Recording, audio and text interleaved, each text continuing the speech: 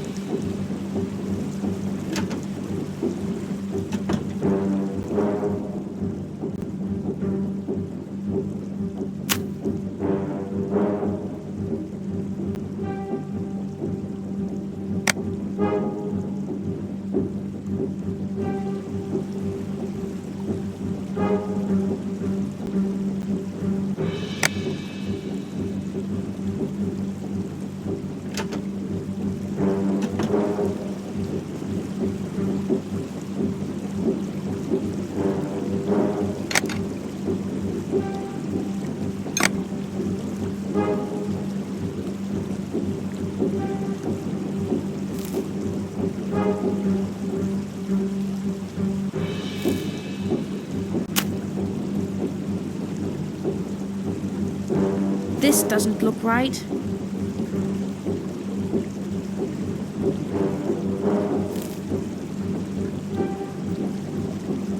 This doesn't look right.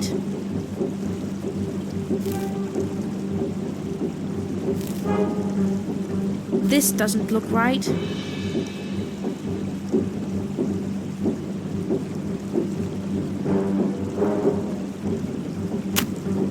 Oh no! Kitty!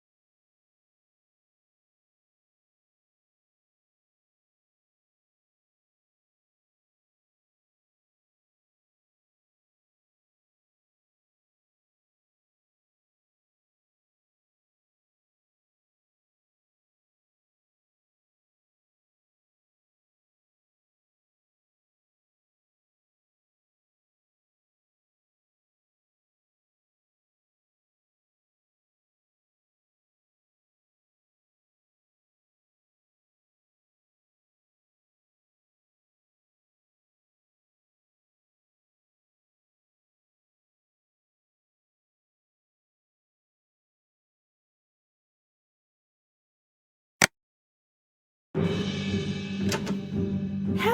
Help! Where are you? I'm over here. Is that you, Miss Darcy? Yes. How did you get here? The highwayman kidnapped me. How are we going to get you out? We have to hurry. A rat has been gnawing at the top of the rope, and it's fraying. Yes, it is about to break. I can't pull you up. I need to find something to help.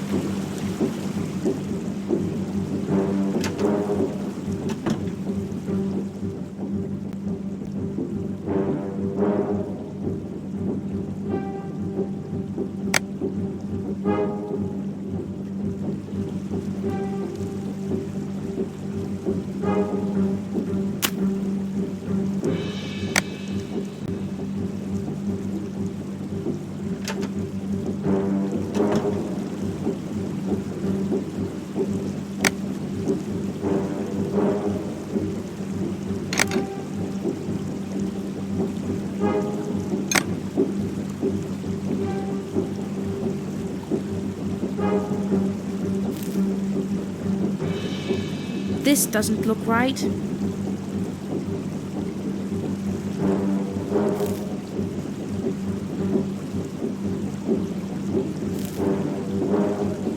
This doesn't look right.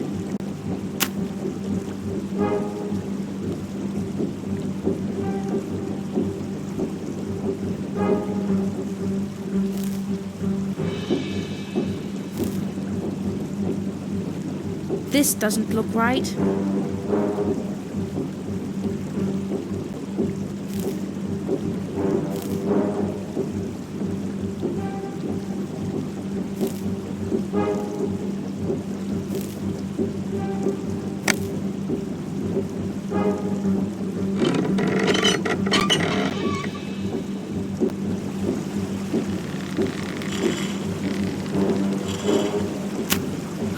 I've got you.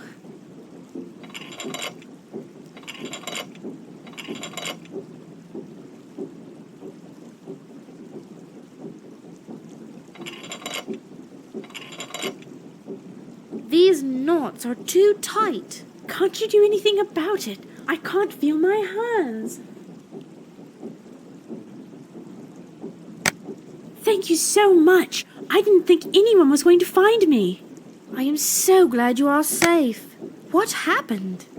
I went out to check on the stables, and the highwaymen were waiting there for me. They thought I had overheard them talking, and determined to take me hostage until they could talk to Captain Mephisto and decide what to do.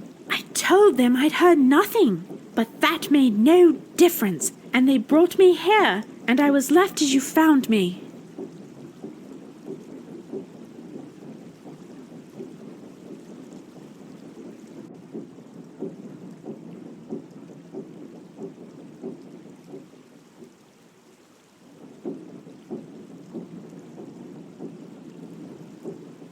Do you think you can ride?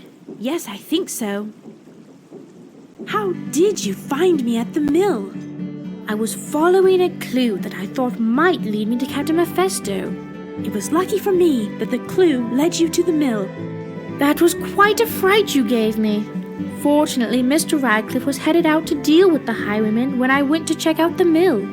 So I am sure you needn't worry about the highwaymen anymore. That is such a relief.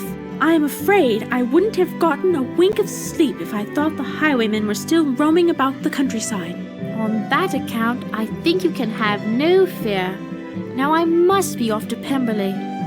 I think that was the most exciting thing that has ever happened to me in my life. Again, thank you so much, and take care. Adieu.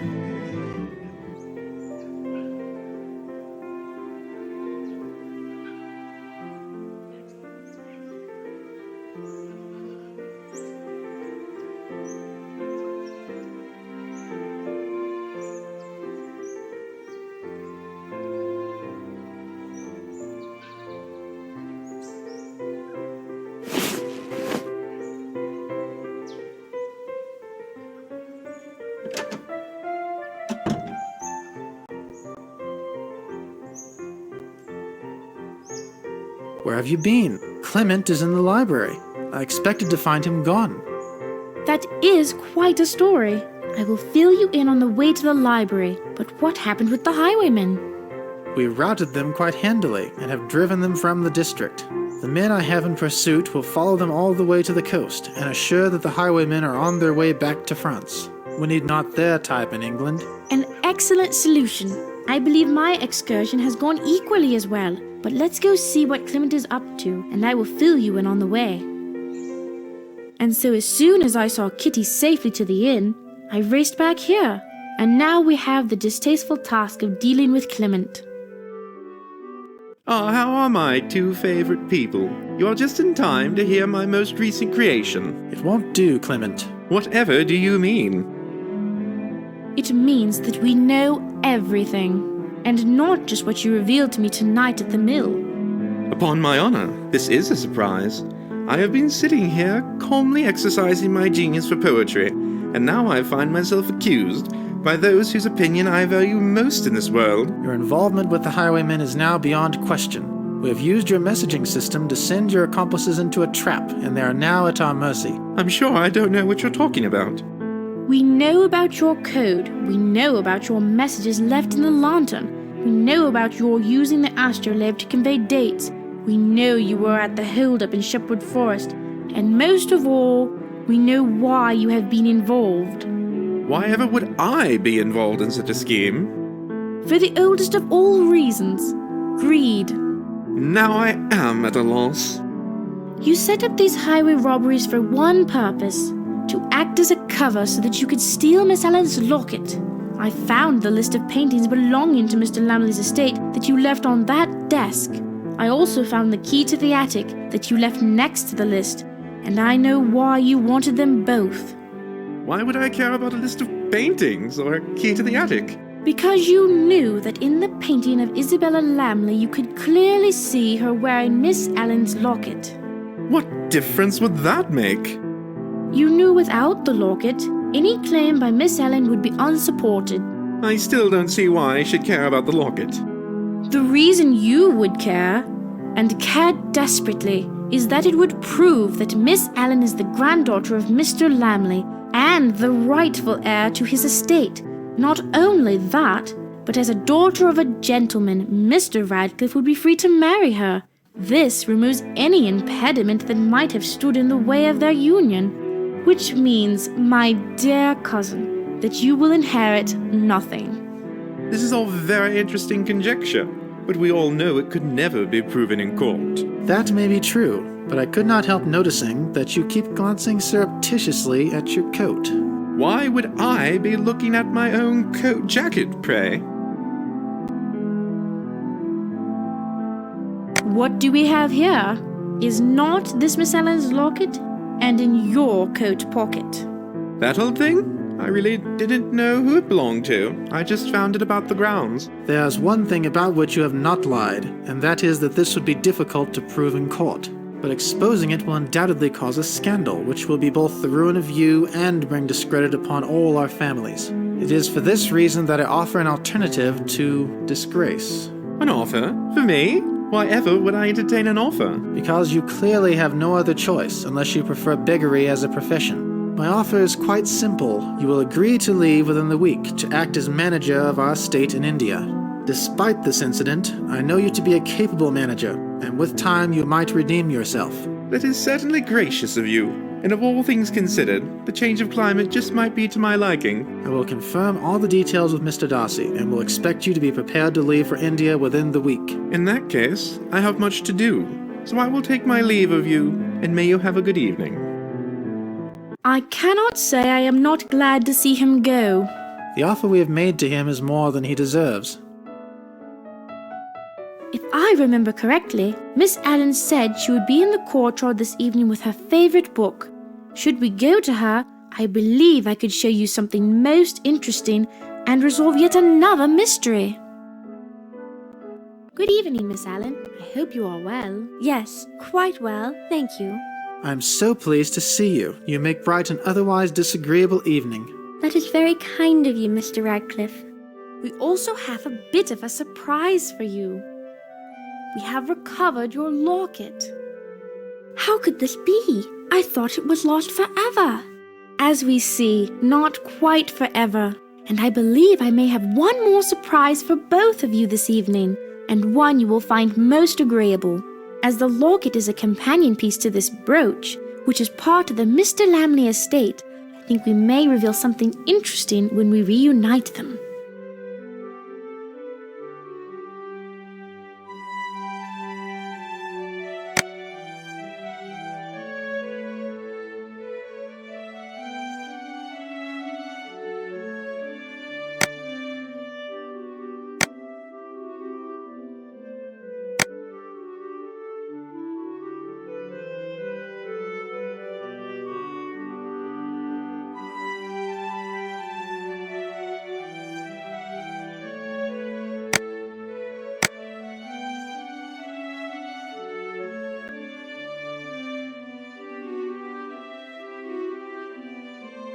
Ah, just as I hoped. What is that?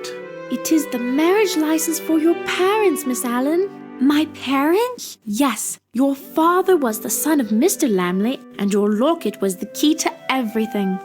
I don't deserve such happiness. Would anyone have imagined that things could end in this happy manner? Jane, you are an angel. I will leave you two, as I am sure you have many questions for each other. And that is the happy conclusion to the peril which could have affected so many lives. I'm so glad I found this journal. It is such a thrilling story about our family, and one I had never heard. Who would have thought that what I had always imagined was a simple letter opener would have such an exciting history? Oh, what's this? It looks like a letter. My dearest William, since I last wrote, all of the issues have been resolved to the satisfaction of everyone. You won't be surprised to hear that Clement has happily taken up residence on the plantation in India. He rather quickly discovered that this change of climate would definitely agree with his health and could quite possibly cure his fatigue. I am certain this new position is not quite so grand as that to which he so recently aspired, but I am sure it will work out the best for all concerned. Miss Allen has become the rather fashionable Miss Lamley, and yet is still as kind and cheerful as ever. Aunt Catherine and Miss Lamley are presently in London, where Aunt Catherine is directing her to all the finest warehouses. With Aunt Catherine's advice, she will certainly be one of the best-dressed young ladies in town. Not to mention, they will be selecting her trousseau and wedding clothes. Mr. Radcliffe could not be more pleased with the outcome. And to think, without the actions taken by Clement, we might never have made the discoveries that led to this remarkable resolution. I am quite afraid that Mr. Radcliffe and Miss Lamley are in danger of having the most elegant wedding this season, and being the happiest couple ever. You have no reason to have any anxiety on Miss Norton's account, as she and Pierre Boucher are in the process of planning their nuptials as well. It came as quite a surprise to everyone that Miss Norton and Mr. Boucher had met last summer in Paris and fallen in love. It was only the long-standing intentions of the Norton and Radcliffe families that she and Mr. Radcliffe marry, which prevented her from making any commitments to Mr. Boucher. Once it became apparent that Mr. Radcliffe could marry Miss Lamley without jeopardizing his responsibilities, all obstacles were removed for everyone. Mr. Boucher has a large estate in Brittany, which he and Miss Norton will make their home, after spending some months at Norbury. This delightful decision will make it possible for us all to enjoy Michaelmas, Christmas, and the New Year together. I am afraid this will mean that Mr. Boucher will have to give up his plans of becoming a hermit, but I believe this will be no great loss for him as he gains Miss Norton. I remain your very affectionate sister, J. Darcy. What a charming find! A letter from one of my great-aunts to her brother William, who became one of my grandfathers. I will have to add this to my keepsakes. This has been a wonderful way to spend the evening, but now I have to begin packing for my trip to New Zealand.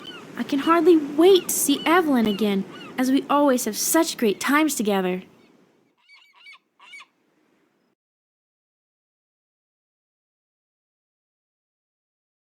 you.